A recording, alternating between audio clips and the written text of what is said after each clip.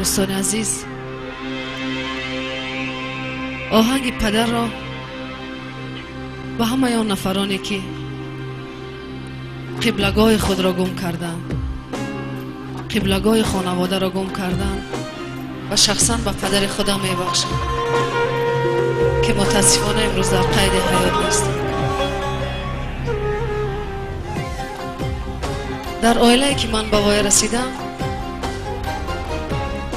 بغیر از 5 دختر متاسفانه پسر نبود و پدرم مرا بچه‌ام میگفت.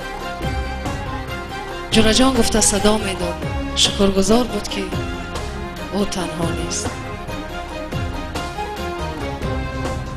از خردی با قول کودکانه و پدرم وعده ها میکردم، و اطرافیان وعده ها میکردم که اگر کلان شدم هر آن چیزی که میخواهی برایت مهیا میکنم.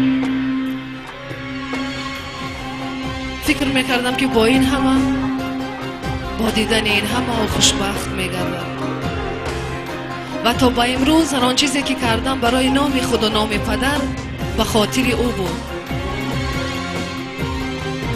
فکر میکردم که با او اثبات میکنم، ولی افسوس، صد افسوس، تا اثبات کردم که پدرم رفت.